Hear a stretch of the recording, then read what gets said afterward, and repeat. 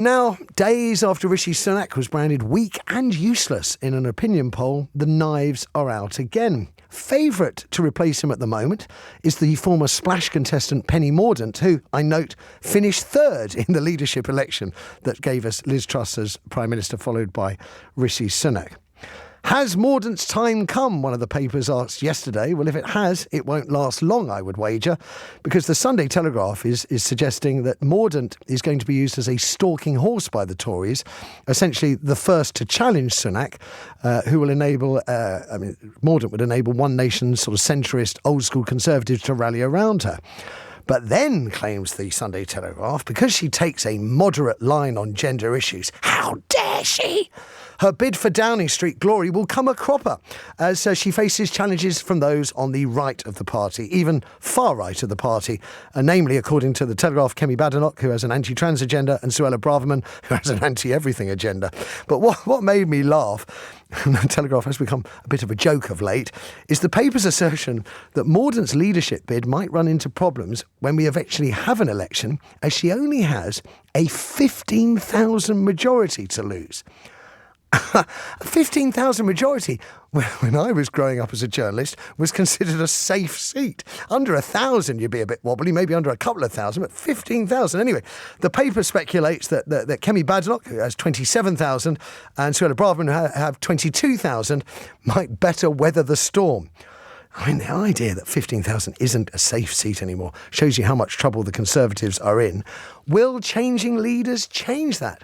Well, I would suggest there are several questions for us to wrestle with this Sunday morning. First, would changing leaders achieve anything but further cement the Tories' modern-day reputation as being utterly chaotic and more interested perhaps in donor cash than morals, integrity or decency?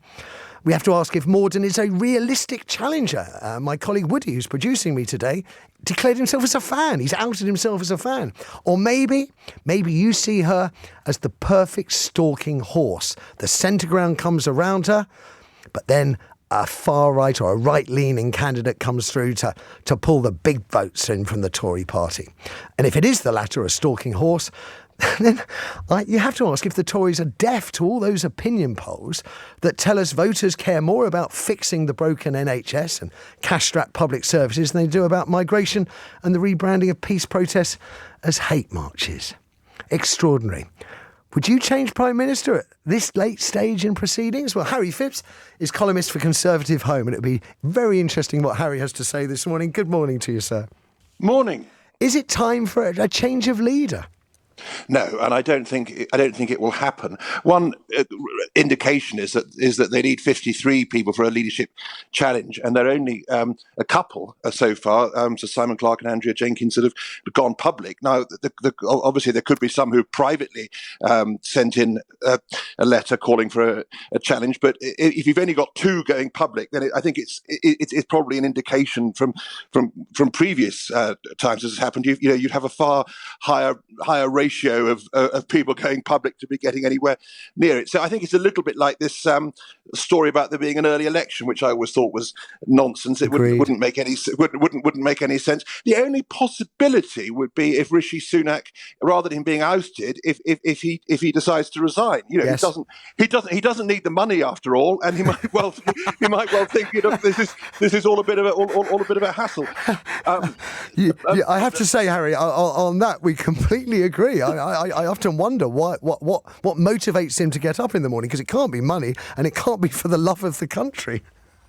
No, but I think what the Conservatives really need to do. We were talking nostalgically about Gordon Brown. To go back a bit further, if you remember, Tony Benn used to say it's not about the personalities, it's the policies.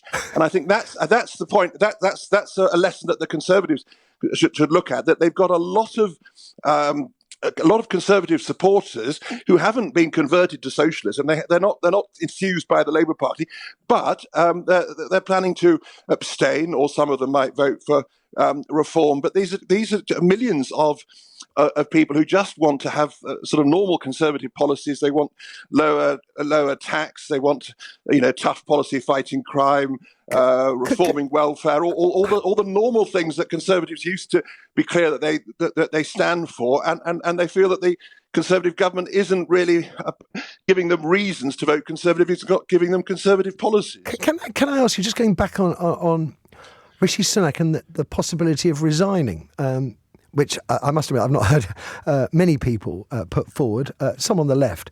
If Sunak was to resign, would you consider that an opportunity for the Tories to win more votes? That regardless of who might replace him, do you consider Rishi Sunak as weak and useless as those who replied to a poll last week? I mean, is he causing you more problems than another leader might? No, I think it's not. I mean, the advantage of him resigning rather than being ousted, that would be less divisive. That there wouldn't, but I don't think that people have got a problem with him personally. I think people would probably regard him as having good motives, that he's capable and he's hardworking and wants the best for the country. The problem is that he's not clear what he really stands for, he really believes in, and as I say, for Conservatives who are looking for, who I think a lot of them would like to vote Conservative again, but just feel that they need to have a reason for doing so. I mean, you were talked about earlier on it being, whatever Kemi Badr not being far right. I don't think that's a fair characterisation. I think but they just want something recognisably and distinctively Conservative. All these things. I mean, home ownership, for example, that used to be a great Conservative cause. Young people with aspiration wanting to have home ownership, a great Conservative ambition. At the moment, they don't feel that a Conservative government's offering them that prospect. We've been talking about that all morning. I mean, you're absolutely right. Well, I think it's 1% of the youngest cohort of voters have said they're going to vote Tory at the next election. I have to say, because what your views on changing leader chime with those of David Davis, with Jacob Rees-Mogg. Just before I let you go, are there any circumstances in which you would advocate for a change of leader with less than a year to go to an election? I mean, I suppose you could always have, if we've got 6 months, then that's a long time in politics. A week's a long time in politics, and of course things could get better for Rishi Sunak, but they could get worse. So you can't. I mean, you can't if you came out with some really sort of disastrous policy that I thought no we can't have this, we need to get rid of him. But I would be surprised. I think much the most likelihood is that he'll continue as Prime Minister until the general election, and the question will be what he does to turn things around in terms of substance, in terms of policy. And in fact, I've just promised, last question.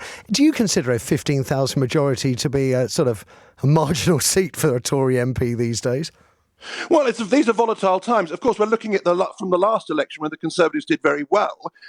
So, I mean, that's one of the astonishing things, that we're looking at the Conservatives going from a landslide victory last time to a landslide defeat next time. But no, things are volatile now. It used to be a class-based thing with rich people voting Conservative and poor people voting Labour, and that's been shaken up quite a lot. So no, if I was an MP, I wouldn't be complacent. I don't think any MP should be.